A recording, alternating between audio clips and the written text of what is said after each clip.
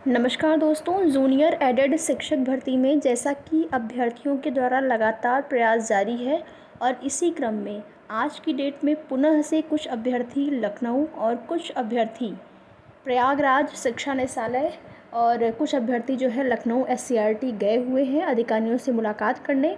और जो भी चीज़ें सामने आई हैं, जो भी बातें सामने आई हैं, उसके आधार पर आपको बताया जाएगा कि आपका जो विज्ञापन है वो कब तक जारी होने की संभावना है। चूँकि अभी कोई डेट उनके द्वारा नहीं बताई गई और जब मुलाकात वहाँ पर करने के लिए अभ्यर्थी गए तो वहाँ पर उनको यही आश्वासन दिया गया है कि कल की डेट में आपकी भर्ती के संबंध में कल की डेट में मीटिंग होने वाली है और अगर वो मीटिंग सकुशल संपन्न हो जाती है तो नेक्स्ट आगे की प्रोसेस को लेकर या फिर आपके विज्ञापन को लेकर बिल्कुल कंफर्म जानकारी हो जाएगी कि आपका विज्ञापन किस दिन आएगा। ठीक है, तो कल तक का इंतज़ार शेष है। प्रयागराज में कुछ अभ्यर्थी गए हुए थे, कुछ अभ्यर्थी लखनऊ भी गए हुए थे, लगातार प्रयास जारी है। साथ ही साथ अभ्यर्थियों की ये भी मंशा है कि अगर ये लोग कल तक डिसाइड नहीं करते हैं, कल की डेट में अगर ये लोग ठोस आश्वासन नहीं देते हैं, क्योंकि शासनादेश जारी हो गया है, तो अब जो भी चीज़ें हैं अधिकारियों को अपने स्तर से करनी है। और अगर नहीं ये लोग सही से करते हैं, समय से नहीं करते हैं, तो फिर वही है अनवरत धरना जो है वो करने के लिए अभ्यर्थी मजबूर हो जाएंगे। चूँकि सीट की संख्या को लेकर या कोई भी अलग अलग जो मैटर हैं अभ्यर्थियों के, उनको लेकर अभी क्या ही कहा जाए, क्योंकि अभी केवल और केवल सबका ध्यान जो है वो विज्ञापन पे है कि विज्ञापन जारी हो। और साथ ही साथ सीट को लेकर जैसा कि आपको बताया गया है कि सीटें बढ़ने की संभावना बहुत कम लग रही है। बढ़ सकती है लेकिन संभावना अभी जो भी चीज़ें चल रही हैं लग रहा है कि 1897 या फिर 94 जो भी चीज़ आपकी सीटें हैं उतने ही सीटों पर आपकी भर्ती का जो विज्ञापन है, विस्तृत विज्ञापन है, वो जारी हो सकता है। यहाँ पर आप देखेंगे डेली न्यूज़पेपर के माध्यम से किस तरह से शिक्षकों की कमी है विद्यालयों में, आप सभी देख पाएंगे।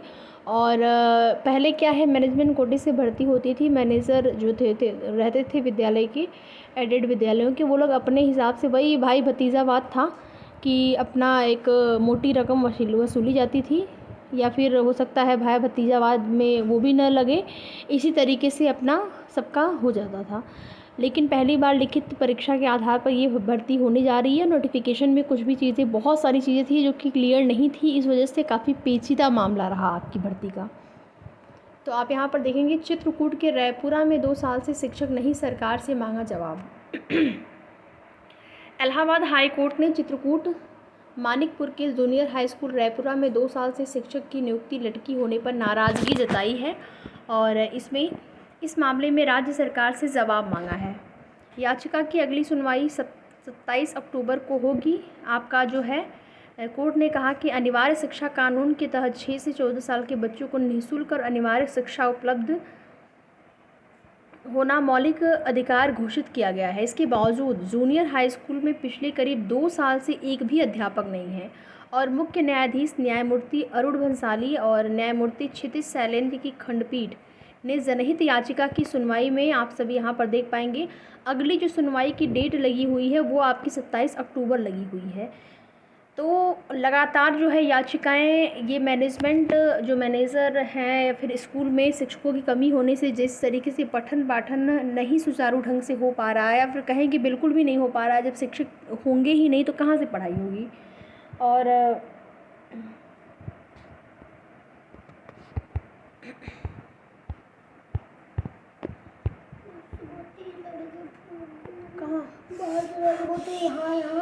यहाँ भी जब बंद हो तो वो उसकी वो